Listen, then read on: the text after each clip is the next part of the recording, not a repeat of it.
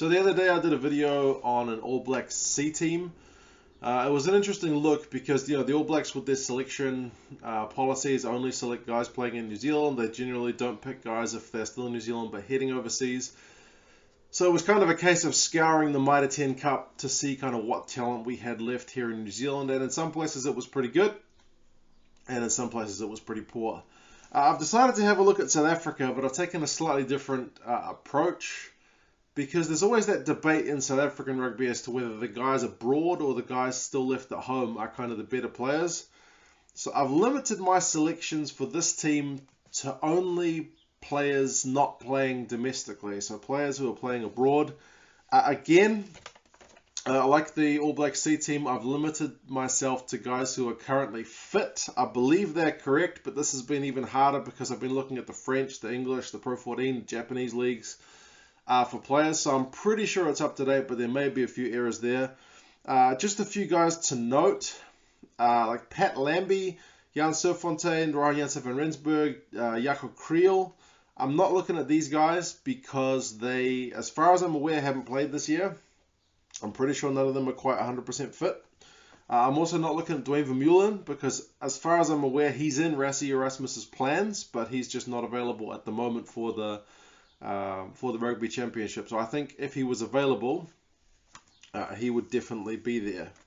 Now, there is a tendency when you look at the South African guys abroad to, I guess, look at some of kind of the legends or the really big names, and I've tried not to just go down that road. So, I mean, I could have picked a team, the Duplessis brothers, Willem Albert, Skalk Burger, Mornay Steyn, all these guys, but the team would have been old, like really old, like 34 average kind of age old, and in the way the game is played these days, like, whilst it might be fun to watch a team like that trundle out, I'm not sure that over 80 minutes they would kind of cut the mustard.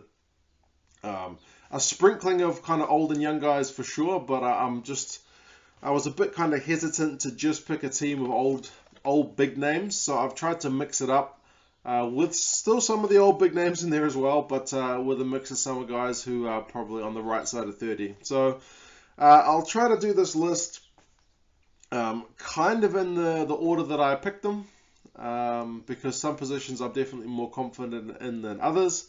As always, I'm bound to miss somebody, so you guys let me know your thoughts in the comments on who you would have had.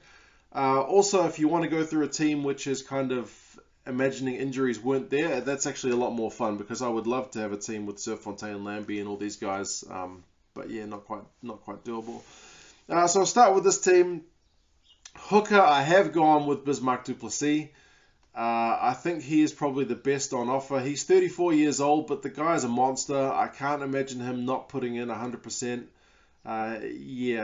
Anyone who's seen him playing knows that he's got anger issues, and he takes them out on the rugby field. So he's a large human.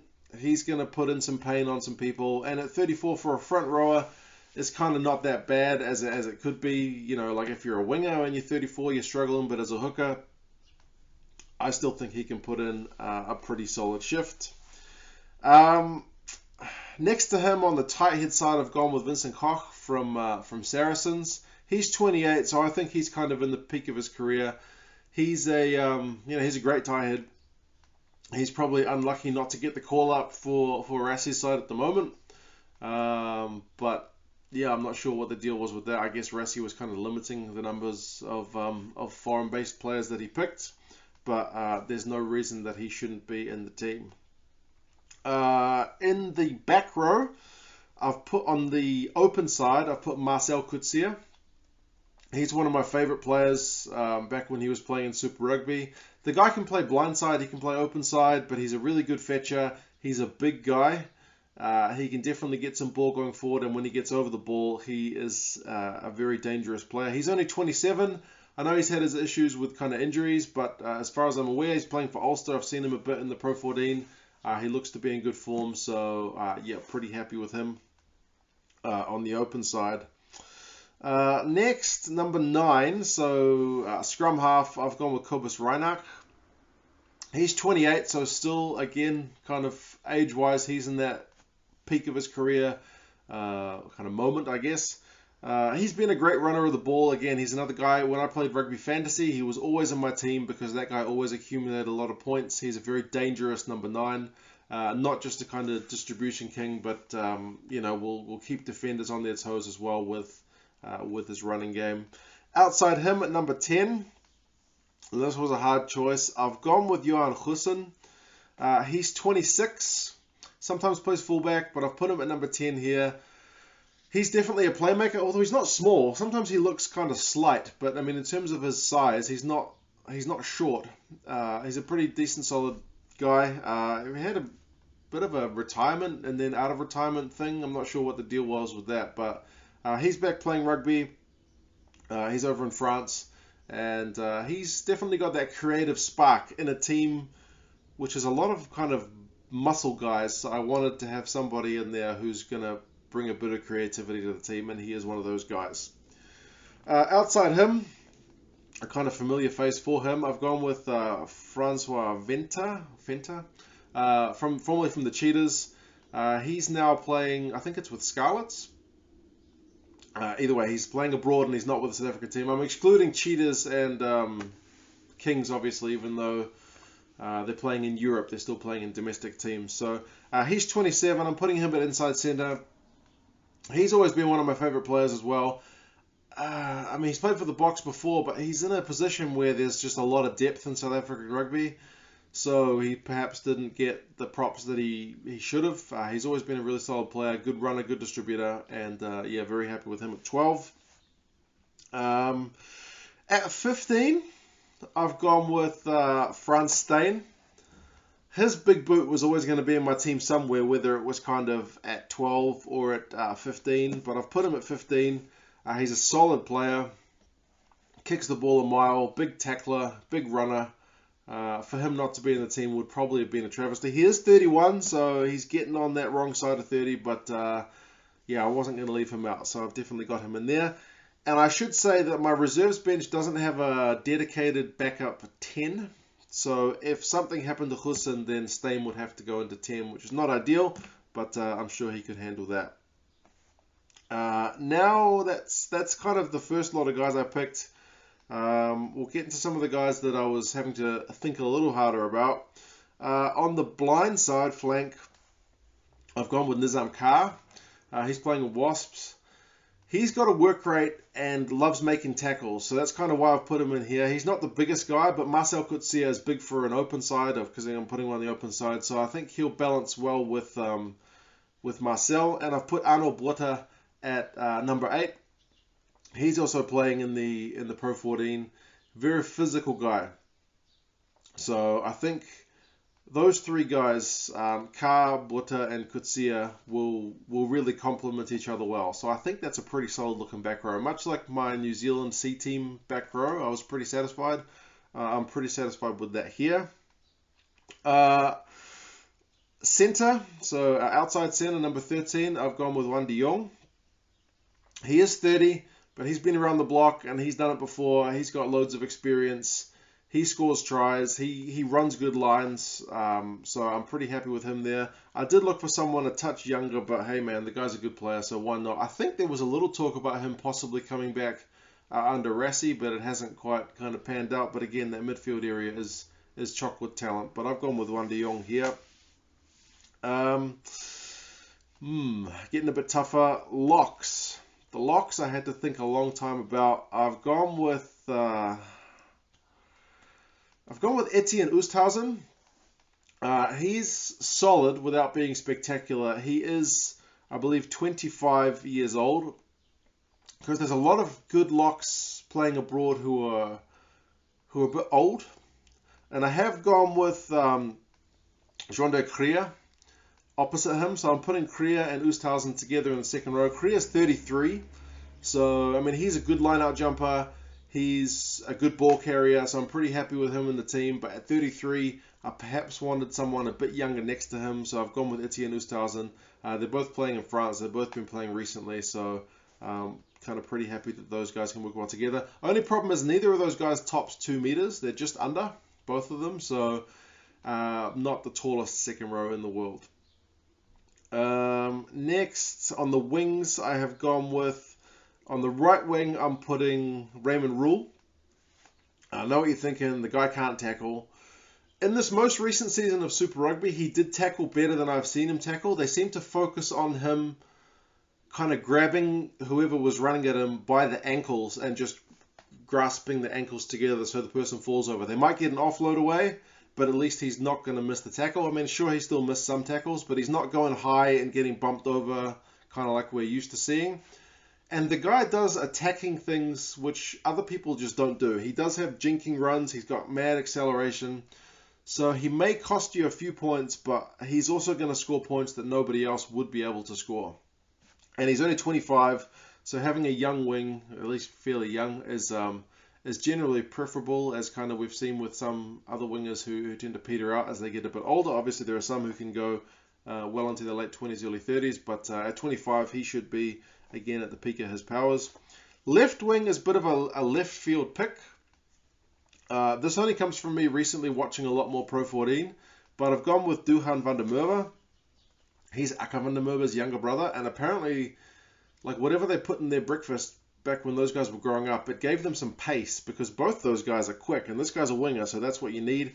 He's only 23. He's playing in Scotland. He's 193 centimeters, so very tall for a winger. Not that much nowadays, but he's still tall. 100 kilos, and the guy can move. The games that I've seen him, he did drop a little bit of ball, but when he gets it, he gets over the advantage line. He's young. He's one that's kind of a left field pick, like I said, because if you don't watch Pro 14, you may not have seen much of him. But from what I've seen of him, he looks good. Would it be a jump up to go to international levels?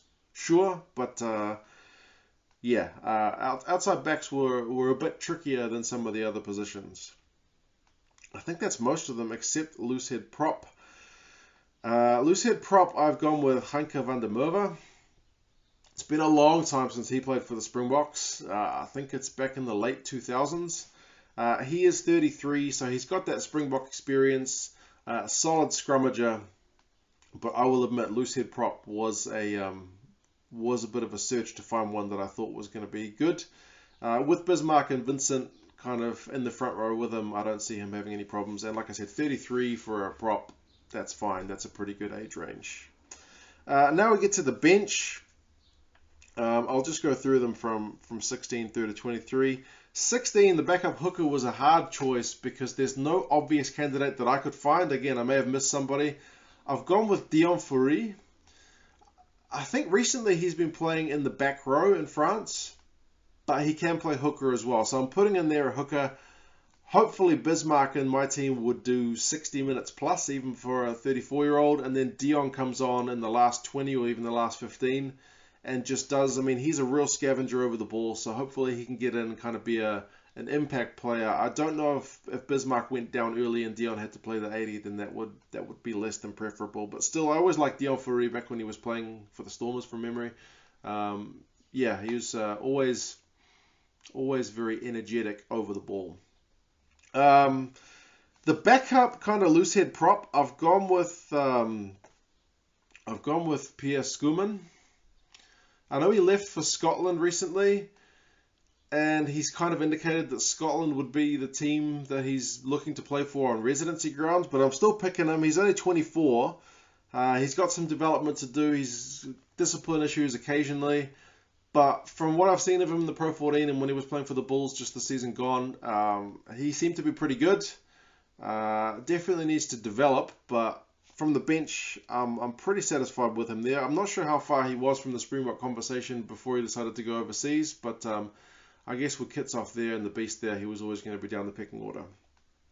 Tight head prop, I have gone with Marcel van der Merwe. So he's 27. He's another guy who's played for the Springboks, but not for a wee while. And again, behind Vincent Koch, he's probably not going to get that many minutes, but he is a solid backup. Backup lock was a pretty hard choice, but I have in the end gone for Jason Jenkins, who was in the Springbok frame not that long ago. He's kind of a 50-50 pick because he's playing abroad, but he's only playing in Japan. I believe he'll be back in South Africa come Super Rugby season. So he's playing in Japan. He's 22. He's over 2 meters, which is good, so he can come on for Korea if he gets a bit tired. He adds a bit of height. He can play in the loose forwards as well, so He's definitely a very good player on the bench. Ruan Ackerman, I've gone for my kind of bench loose forward. He's playing for his dad's team in Gloucester. He always looks good. I'm not sure, again, international level, can he make the step up? Probably, but behind guys like Karbota and Kutsia, I think he should do all right. He's versatile as well. He's got enough size about him, and he's got a good work rate, so pretty happy with him. My backup scrum half, some people are not going to like. I've gone with Duart Duvanaka. He's recently gone overseas to play in Italy for Benetton. I know a lot of people don't like him. I'm a fan of his. He's definitely one of those guys that you kind of either love him or you hate him. I've actually seen a few of Benetton's games since the Pro 14's been on. They keep showing them, and he's looked pretty good most games. So I know there's a lot of other guys that we could have gone for here, but I've gone with him. He's only 30, so there's some older guys that I could have gone as well.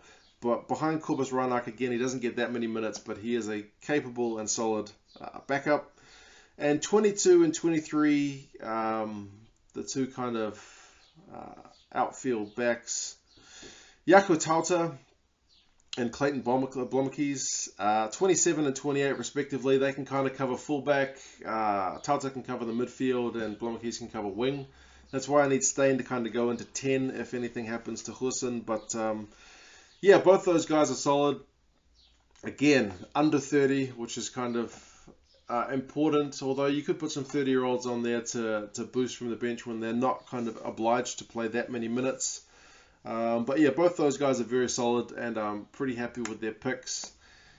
Again, it's been a real mission to kind of research who's been injured and how old these guys are, how much they've been playing, what positions they've been playing. But I'm pretty happy with that team. Although, I mean, there's still a lot of talent based domestically in South Africa. Like, if I was opening myself up to pick guys playing in the Currie Cup right now, then definitely some of these guys wouldn't make it. But I thought it was an interesting one because, like I said, that debate between overseas and domestic based in South Africa isn't always an interesting one. I mean, I could have picked guys like Henrik Brousseau as well, and there's a lot of others, but I've gone with this team. You guys let me know your thoughts on that team. And as I said, if you want to pick a team without injuries, there's definitely some talented guys who haven't been playing as well, some big names. Guys like Kirshner and Aplon, I didn't pick them because I think they're getting a bit old again. I've got a thing about picking kind of younger guys, but yeah, that's the go. You guys let me know your thoughts on this team. There's definitely some talent there. They could definitely boss some teams around. But how would they go against the current Springbok team? That's an interesting question. You guys let me know your thoughts, your picks, and I'll talk to you again soon. See you later.